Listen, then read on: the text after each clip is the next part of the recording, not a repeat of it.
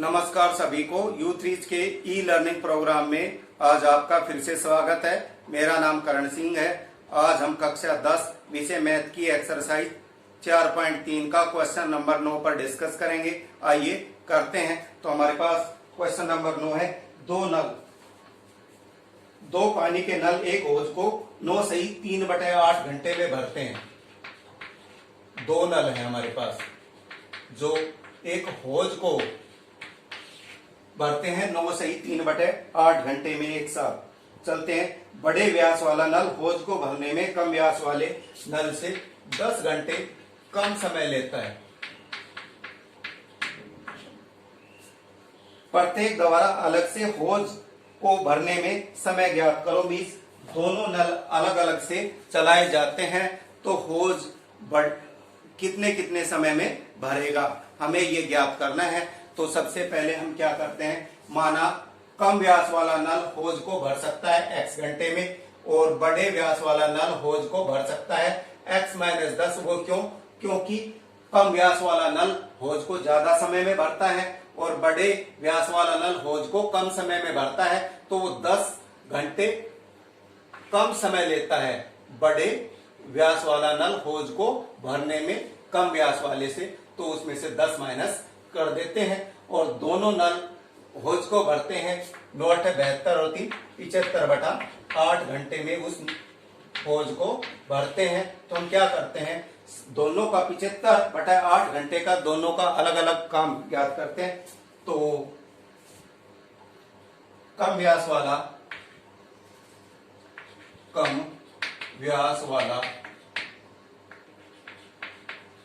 नल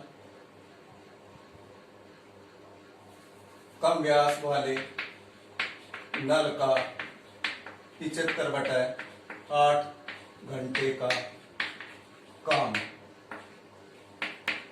हो जाएगा 75/8 और कम व्यास वाले नल भरता है x 75/8x और अधिक व्यास वाले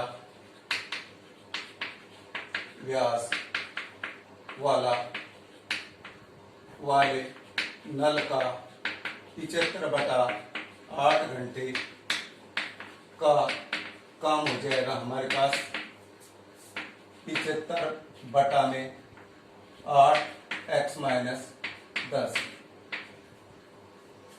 अब ये हमारे पास दोनों नल का अलग अलग काम हो गया।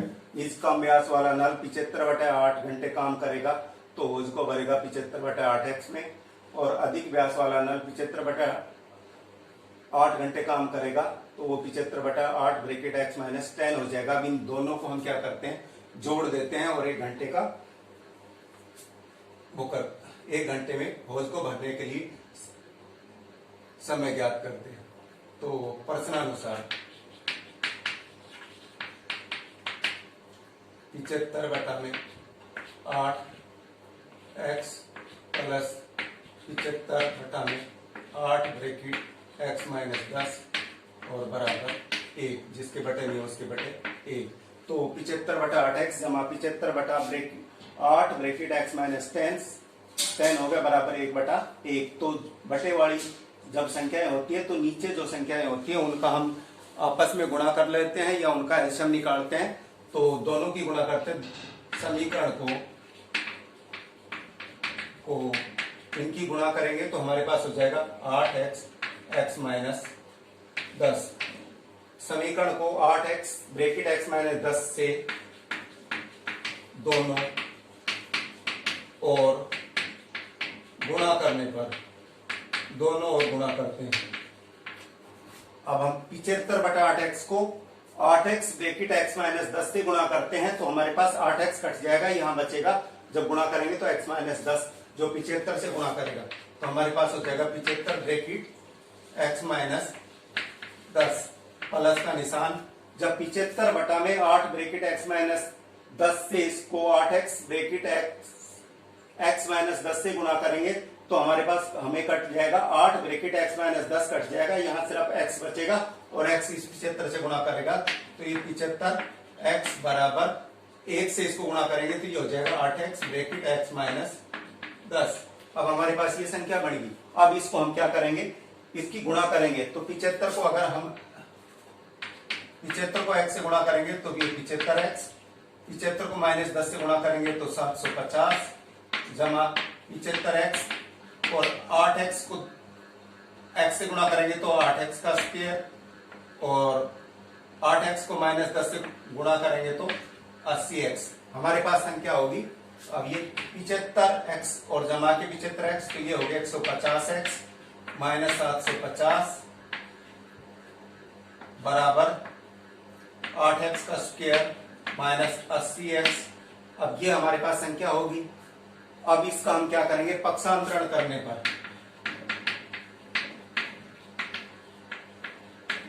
आइए पक्षांतरण करते हैं। तो पक्षांतरण करेंगे तो 8x का स्क्वायर माइनस 80x को इधर लाएंगे तो वो माइनस का हो जाएगा, लेकिन हमें द्विघात समीकरण बनानी है तो x का स्क्वायर यही, अब इसको 8x स्क्वायर माइनस 80x को यही रख लेते हैं और 150 माइनस 750 को दूसरी तरफ करते हैं।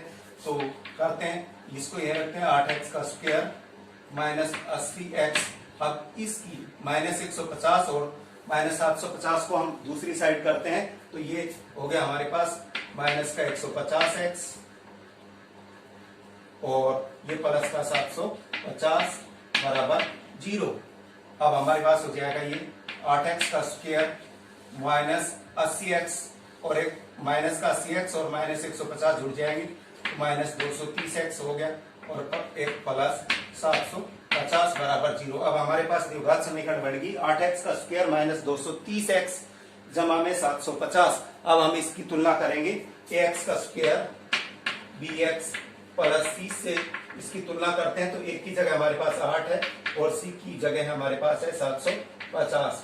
a और c की गुणा करते हैं तुलना करने पर, क्योंकि हमने इसके फैक्टर बनाने हैं 8x स्क्वायर माइनस 230x जमा 750 के, तो a और c की गुणा करते हैं। a और c की गुणा 20x स्क्वायर और अचर पद c की जगह जो गुणांक है उन दोनों की गुणा करते हैं। उन दोनों की गुणा क्या होगी, 8x गुणा 750। इनकी जब हम गुणा करेंगे तो हमारे पास हो जाएगा 6000। ये 6000 हो गया। अब इस 6000 के हमने दो फैक्टर बनाने हैं जिनकी गुणा करें, दो फैक्टर में ऐसी कोई भी दो संख्या बनानी है जिनकी आपस में गुणा करें तो 6000 हो और जोड़े और घटाएं तो माइनस 230। तो ऐसी कौन सी संख्या होंगी, 200 और 30 ऐसी दो संख्याएं हैं जिनकी गुणा करने पर क्या हो जाता है 6000।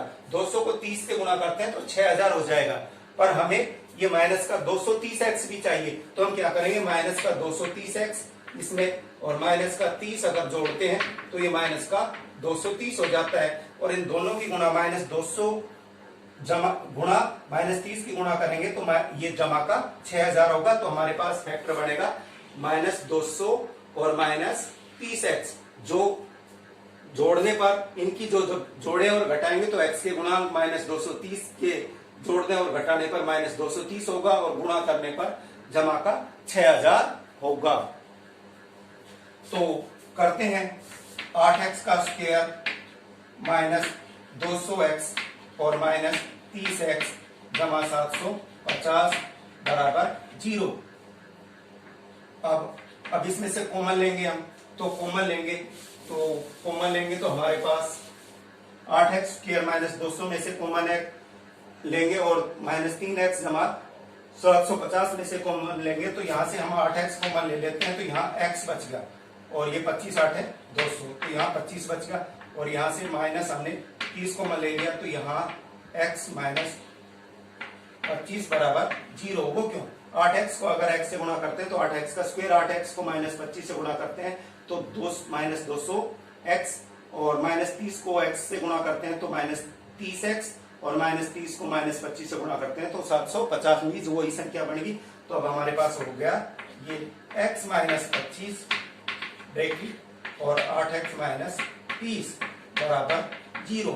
अब हमारे पास द्विघात समीकरण 8x स्क्वायर माइनस 230x जमा 750 के दो फैक्टर बन गए, x माइनस 25 और 8x माइनस 30। अब इन दोनों के हम अलग अलग बराबर 0 रख लेते हैं तो x माइनस 25 बराबर 0 रखता हूं और 8x माइनस 30 बराबर भी मैं 0 रखता हूं। तो x बराबर ये दूसरी तरफ जाएगा तो 25 वैल्यू होगी, एक दूसरी हो जाएगी x बराबर 30/8, अगर दूसरे 8x के बराबर ये -30 को दूसरी तरफ ले जाएंगे तो 30 और 8x भाग में है, गुणा में है, दूसरी तरफ जाके 8 भाग में हो जाएगा। तो ये 2 चौक 8 और 2 15, ये हो जाएगा 15/4। तो हमारे पास x की दो वैल्यू आ गई, एक तो 25 और दूसरी होगी 15/4, परंतु x बराबर 15/4 संभव नहीं है, क्योंकि नहीं है, क्योंकि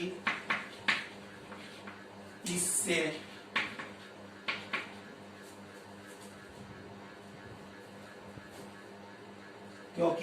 अधिक व्यास वाला, इससे अधिक व्यास वाला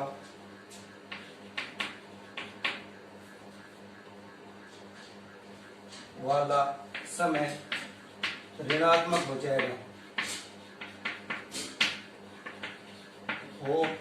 जाएगा। अतः हमारे पास x की वैल्यू होगी 25, जो हमने कम व्यास वाला नल होज को भर सकता है x घंटे में। तो इसलिए कम व्यास वाला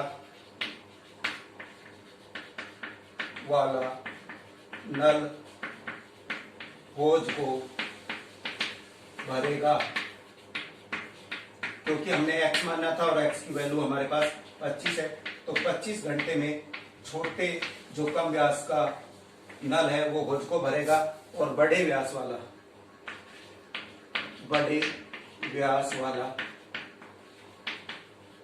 नल होज को भरेगा। हमने माना था इसका x - 10, तो ये हो जाएगा x की वैल्यू हमारे पास 25 है, -10 बराबर 15 घंटे। ये इसके आंसर है हमारे पास। कम व्यास वाला नल होज को भरेगा 25 घंटे में, और बड़े व्यास वाला नल होज को भरेगा 15 घंटे में, और इन दोनों का डिफरेंस भी हमें 10 घंटे दिया हुआ है। कम व्यास वाले नल और बड़े व्यास वाला नल छोटे व्यास वाले नल से 10 घंटे कम समय लेगा, और 25 और 15 का जब अंतर करते हैं तो 10 घंटे। इसका मतलब हमारा सवाल सही है और हमारा सवाल कंप्लीट भी हो जाता है। तो मैं आपसे उम्मीद करता हूं कि U3 के ई लर्निंग प्रोग्राम में आपको विषय समझने में आसानी हुई होगी, और मैं आशा करता हूं कि आप इस विषय पर अपने सवाल जरूर करेंगे, ताकि हम इसे अच्छे से कर पाएं। धन्यवाद।